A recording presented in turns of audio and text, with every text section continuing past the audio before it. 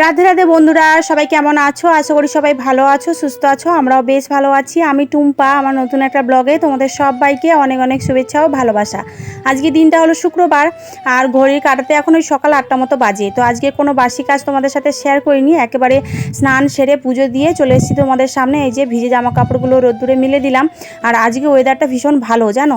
যাই হোক, মামাম সোনাও ঘুম থেকে উঠে পড়েছে, আর আমি দেখো স্নান সেরে পুজো দিয়ে এখন আলতাটাও পায়ে পরে নিচ্ছি। তো কোথাও যাওয়ার আগে না আমার আলতা, সিঁদুর আর শাঁখা আমার সবসময় পরে থাকতে বেশ ভালোই লাগে। তো যাই হোক, আমি কিন্তু আলতাটা পরে নিয়েছি। আর এখন দেখো আমি আর মামাম সোনা রেডিও হয়ে গেছি। তো মামামকে এখন চুলটা আঁচড়ে দিচ্ছি। কেন কি বলো তো, মামাম কোথাও যাওয়ার সময় হলে না ভীষণ কান্না করে, চুল আঁচড়াতেই চায় না। যদিও চুল আঁচড়ায়, চুলের মধ্যে ক্লিপ আটকাতে চায় না, ফুল আটকাতে চায় না, এরকম বায়না করে। তো যাই হোক, গতকালকে যেহেতু মামামের এক্সামটা শেষ হয়ে গেছে তোমরা জানো, তো তোমরা নিশ্চয়ই ভাবছো দিদিভাই কোথায় যাবে, রেডি সেডি হয়ে বেরিয়ে পড়েছে। হ্যাঁ, যাবো একটু বাবার বাড়িতে গো, কারণ কি মামা তো এক্সামটা শেষ হয়ে গেছে গতকালকে, সেই জন্য মামা ভীষণ বায়না ধরছিল মামা বাড়িতে যাওয়ার জন্য। ওই জন্য মা বাবাও বললো ঠিক আছে ওকে নিয়ে আয়, আর ভাইরাও বললো ভাগ্নিকে নিয়ে চলে আয় তুই। তো সেই জন্য দেখো মা মেয়ে একেবারে খাওয়া দাওয়া করে রেডি সেডি হয়ে বেরিয়ে পড়েছি। এখন আমরা এই ঢালাই রাস্তায় চলে এসেছি, তো টোটোর জন্য আমরা অপেক্ষা করছি। আর প্রচুর রোদ্দুর দিয়েছে জানো, মামাম সোনা দেখো ছাতা নিয়ে দাঁড়িয়েছে। আর ফাইনালি কিন্তু আমরা টোটোটা পেয়েও গেছি, আর এখন হাই রোডের উপরে উঠে গেছি। আর এদিকে দেখো ওয়েদারটা দেখেই এত ভালো লাগছে কি বলবো, দেখে মনে হচ্ছে যেন শরৎকাল চলে এসছে জানো।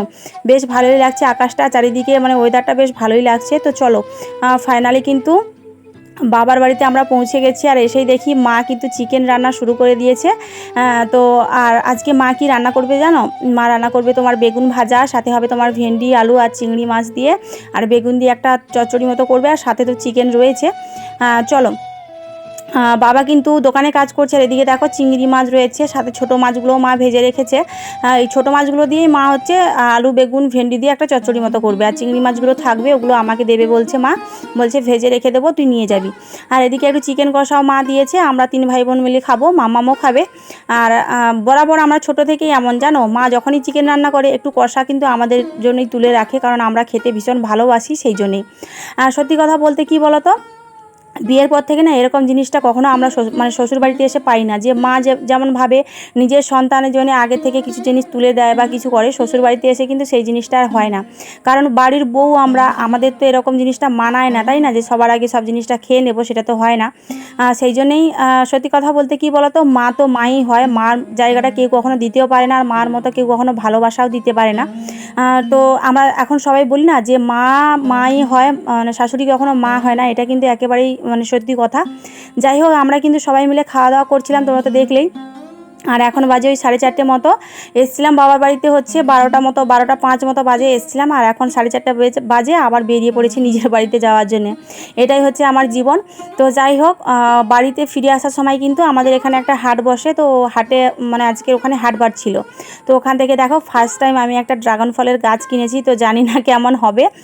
তো সবাই বাড়িতে লাগাচ্ছে দেখে আমারও খুব ইচ্ছে করলো জানো, তো ওই জন্য একটা আনলাম। তো ড্রাগন ফলের গাছটা 50 টাকা বলেছিল, তো আমি একটু কেচাকেচি করে 40 টাকা দিয়ে এনেছি। আর সাথে দেখো একটা ড্রাগন ফল এনেছি, খুবই ছোট্ট একেবারে, জানি না কেমন হবে।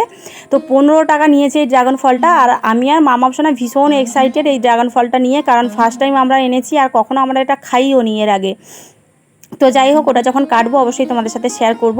এদিকে দেখো মা দিয়েছে কুমড়ো ডাঁটা, আর সাথে দিয়েছে তোমার কাঁকড়া আর চিংড়ি মাছ ভাজা, আর আমি বাজার করেছি তোমার বেগুন, পটল আর শশা, ঝিঙে, এগুলো বাজার করেছি। ওদিকে সবজিগুলো গোছগাছ করে রেখে দিই। দেখো মা যে কাঁকড়া দিয়েছিল, দেখো কাঁকড়াগুলোকে এখন হাঁড়ির মধ্যে রেখেছি, কতগুলো কালো কাঁকড়া দেখেছো, এগুলো খেতেও কিন্তু বেশ ভালোই লাগে। আর এদিকে ফাইনালি দেখো আমি ড্রাগন ফলটা কিন্তু কেটে নিয়েছি, দেখতে পাচ্ছ একেবারে লাল টকটক করছে। সত্যি কখনো ভাবিনি এত সুন্দর ফল আমরা পাবো, তাও আবার 15 টাকা দাম দিয়ে মাত্র। যাই হোক, আমি আর মামাম তো ভীষণই এক্সাইটেড ছিলাম ড্রাগন ফলটা নিয়ে, যে ফলটা খেতে অ্যাকচুয়ালি কেমন লাগবে বা সত্যি ভালো লাগবে কি না। তো মামাম ওই যে খেলো, আর আমিও খেলাম, বেশ ভালোই লাগছে জানো। তো ওই যে হয় না, গরিবের মাথার উপরে কিন্তু ভগবানের আশীর্বাদ ঠিকই থাকে। অনেকে কিন্তু 200 টাকা 300 টাকা দিয়ে কিনেও ভালো ফল পায় না, এই ড্রাগন ফলগুলো বলে যে ভালো লাগে না খেতে। কিন্তু আমরা 15 টাকা দিয়ে কিনেছি, এত ভালো ফল পাবো সত্যি আশা করিনি। একেবারে মিষ্টি তো মিষ্টি, তার সাথে সাথে লাল টকটক করছে, তাহলে ভাবো সত্যি আমরা খুবই হ্যাপি হয়ে গেছি ড্রাগন ফলটা খেয়ে। আর এদিকে দেখো মা আমি একটু কালী ঠাকুরও সেজে নিলাম, জিভ বার করে, জিভগুলো পুরো লাল টকটক করছে, মনে হচ্ছে যেন কারোর রক্ত খেয়ে এসেছি আমরা এই মাত্র। এদিকে দেখো রাতের রান্নাটা বসিয়ে দিয়েছি, ওই কুমড়োটা সাথে আলু বেগুন আর মা যে চিংড়ি মাছ দিয়েছিলো সেগুলো দিয়ে একটা তরকারি বানালাম, আর সাথে হয়েছে তোমার ঝিঙে ভাজা, আর বসিয়েছি ভাতটা হয়ে গেছে, আর এদিকে তরকারিটাও হয়ে এসছে। তো ওই যে হয় না যে মা তো মাই হয়, শাশুড়ি মা কখনো মা হয় না। সত্যি কথা বলতে কি বলো তো, সমস্ত বিপদে আপদে বা কোনো বড় মানে ঘটনায়ও আমি আমার মাকে পাশে পেয়েছি। আজকের এই কথাটা বলছি বলে হয়তো অনেকের খারাপ লাগবে, কিন্তু যেটা সত্যি সেটাই আমি বলছি। মাই হয়, শাশুড়ি মা কখনো মা হয় না। কারণ আমি যেগুলো ভালোবাসি, যেগুলো পছন্দ করি, মা কিন্তু সেগুলো ঠিক বাড়ি আসার সময় আমার ব্যাগের মধ্যে মনে করে করে ব্যাগের মধ্যে মানে ভরে দিয়েছে। কিন্তু অনেক ক্ষেত্রে দেখেছি অনেক শাশুড়ি মারা রয়েছে, বৌমাদেরকে মানে দিয়ে খেতে গেলে মানে তাদের একটু বেশিই কষ্ট হয়। তো যাই হোক, মা তো মাই হবে, মার জায়গা কখনো শাশুড়ি মা দখল করতে পারবে না, এটাই যা। তো চলো, ওইদিকে বিছানাটাও করে নিয়েছি, আর মামাম শোনা গেছে ওই বাড়িতে, ও ঠাম্মির কাছে। তো ও আসলে পরে খাওয়া দাওয়াটাও করবো, রান্না বান্না তো কমপ্লিট হয়ে গেছে তোমরা দেখলেই। আসলে কি বলো তো, আমার ফোনে না এমবিটা খুবই কম, জানি না কি হবে। তো এখানেই শেষ করছি, গুড নাইট, টাটা।